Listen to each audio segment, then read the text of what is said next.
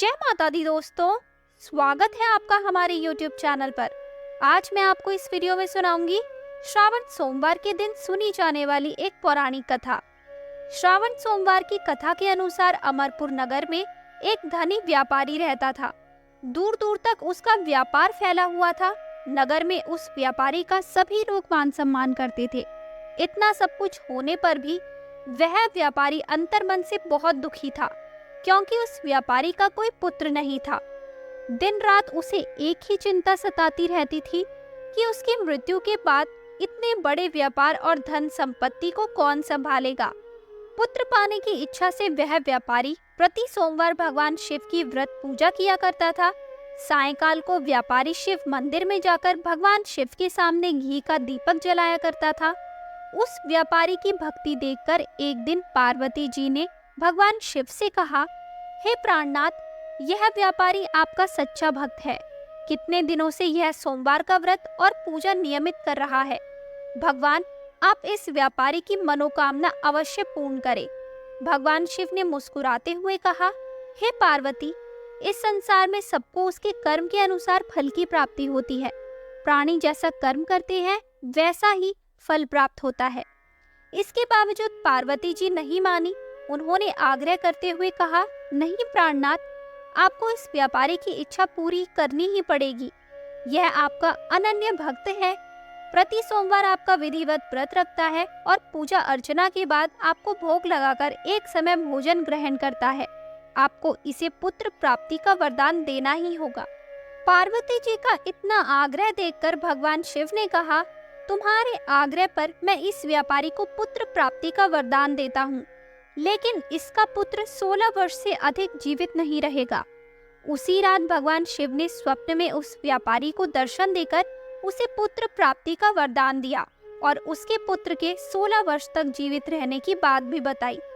भगवान के वरदान से व्यापारी को खुशी तो हुई, लेकिन पुत्र की अल्पायु की चिंता ने उस खुशी को नष्ट कर दिया। व्यापारी पहले की तरह सोमवार का विधिवत व्रत करता रहा। कुछ महीने पश्चात उसके घर अति सुंदर पुत्र उत्पन्न हुआ।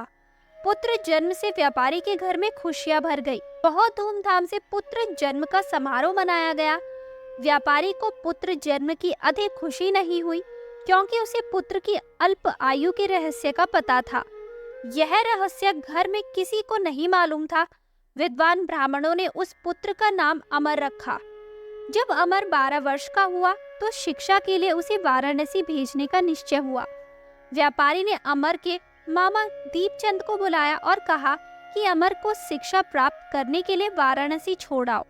अमर अपने मामा के साथ शिक्षा प्राप्त करने के लिए चल दिया। रास्ते में जहाँ भी अमर को दीपचंद रात्रि विश्राम के लिए ठहरते, वहीं यज्ञ करते और ब्राह्मणों को भोजन कराते थे। लंबी यात्रा के बाद अमर और दीपचंद एक नगर में पहुंचे। उस नगर के राजा की कन्या के विवाह की खुशी में पूरे नगर को सजाया गया था। निश्चित समय पर बारात आ गई, लेकिन वर का पिता अपने बेटे के एक आंख से काना होने के कारण बहुत चिंतित था। उसे इस बात का भय सता रहा था कि राजा को इस बात का पता चलने पर कहीं वह विवाह से इनकार न कर दे, इससे उसकी बदनामी होगी। उसने सोचा, क्यों न इस लड़के को दूल्हा बनाकर राजकुमारी से विवाह करा दूं। विवाह के बाद इसको धन देकर विदा कर दूंगा और राजकुमारी को अपने नगर में ले जाऊंगा। वर के पिता ने इसी संबंध में अमर और दीपचंद से बात की। दीपचंद ने धन मिलने के लालच में वर के पिता की बात स्वीकार कर ली। अमर को दूल्हे के वस्त्र पहनाकर राजकुमारी चंद्रिका से विवाह करा दिया गया। राजा ने बहुत सा धन देकर राजकुमारी को विदा किया। अमर जब लौट रहा था तो सच नहीं छिपा सका और उसने राजकुमारी की ओढ़नी पर लिख दिया, राजकुमारी चंद्रिका, तुम्हारा विवाह तो मेरे साथ हुआ था। मैं तो वाराणसी में शिक्षा प्राप्त करने जा रहा हूँ। अब तुम्हें जिस नवयुवक की पत्नी बनना पड़ेगा वह काना है। जब राजकुमारी ने अपनी ओढ़नी पर लिखा हुआ पढ़ा तो उसने काने लड़के के साथ जाने से इनकार कर दिया। राजा ने सब बातें जानकर राजकुमारी को महल में रख लिया। उधर अमर अपने मामा दीपचंद के साथ वाराणसी पहुंच गया। अमर ने गुरुकुल में पढ़ना शुरू कर दिया। जब अमर की आयु 16 वर्ष पूरी हुई तो उसने एक यज्ञ किया। यज्ञ की समाप्ति पर ब्राह्मणों को भोजन कराया और खूब अन्न वस्त्र दान किए। रात को अमर अपने शयन कक्ष में सो गया।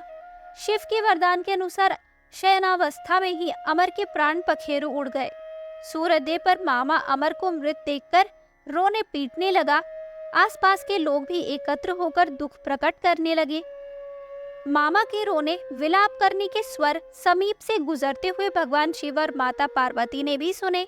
पार्वती जी ने भगवान से कहा, प्राणनाथ, मुझसे इसके रोने के स्वर सहन नहीं हो रहे, आप इस व्यक्ति के कष्ट अवश्य दूर करें। भगवान शिव ने पार्वती जी के साथ अदृश्य रूप में समीप जाकर अमर को देखा तो पार्वती जी से बोले, पार्वती, यह तो उसी व्यापारी का पुत्र है। मैंने इसे 16 वर्ष की आयु का वरदान दिया था, इसकी आयु तो पूरी हो गई। पार्वती जी ने फिर भगवान शिव से निवेदन किया, हे प्राणनाथ, आप इस लड़के को जीवित करें, नहीं तो इसके माता पिता पुत्र की मृत्यु के कारण रो रो कर अपने प्राणों का त्याग कर देंगे। इस लड़के का पिता तो आपका परम भक्त है, वर्षों से सोमवार का व्रत करते हुए आपको भोग लगा रहा है। पार्वती जी के आग्रह करने पर भगवान शिव ने उस लड़के को जीवित होने का वरदान दिया और कुछ ही पल में वह जीवित होकर उठ बैठा। शिक्षा समाप्त करके अमर मामा के साथ अपने नगर की ओर चल दिया। दोनों चलते हुए उसी नगर में पहुँचे जहाँ अमर का विवाह हुआ था। उस नगर में भी अमर ने यज्ञ का आयोजन किया। समीप से गुजरते हुए नगर के राजा ने यज्ञ का आयोजन देखा। राजा ने अमर को तुरंत पहचान लिया।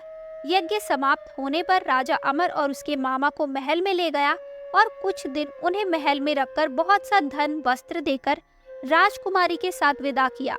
रास्ते में सुरक्षा के लिए राजा ने बहुत से सैनिकों को भी साथ भेजा। दीपचंद ने नगर में पहुंचते ही एक दूत को घर भेजकर अपने आगमन की सूचना भेजी। अपने बेटे अमर के जीवित वापस लौटने की सूचना से व्यापारी बहुत प्रसन्न हुआ। व्यापारी ने अपनी पत्नी के साथ स्वयं को एक कमरे में बंद कर रखा था। भूखे प्यासे रहकर व्यापारी और उसकी पत्नी बेटी की प्रतीक्षा कर रहे थे। उन्होंने प्रतिज्ञा कर रखी थी कि यदि उन्हें अपने बेटे की मृत्यु का समाचार मिला तो दोनों अपने प्राण त्याग देंगे। व्यापारी अपनी पत्नी और मित्रों के साथ नगर के द्वार पर पहुंचा। अपने बेटे के विवाह का समाचार सुनकर पुत्र वधू राजकुमारी चंद्रिका को देखकर उसकी खुशी का ठिकाना न रहा। उसी रात भगवान शिव ने व्यापारी के स्वप्न में जाकर कहा, हे श्रेष्ठी, मैंने तेरे सोमवार के व्रत करने और व्रत कथा सुनने से प्रसन्न होकर तेरे पुत्र को लंबी आयु प्रदान की है। व्यापारी बहुत प्रसन्न हुआ। सोमवार का व्रत करने से व्यापारी के घर में खुशियां लौट आई। शास्त्रों में लिखा है कि जो स्त्री पुरुष सावन के सोमवार का विधिवत व्रत करते हैं और व्रत कथा सुनते हैं, उनकी सभी इच्छाएं पूरी होती है। तो दोस्तों, ये थी श्रावण सोमवार की व्रत कथा। आपको ये व्रत कथा कैसी लगी, हमें कमेंट करके जरूर बताएं। हमारी आने वाली सभी वीडियोस को देखने के लिए हमारे चैनल को सब्सक्राइब करें और शेयर करना ना भूलें।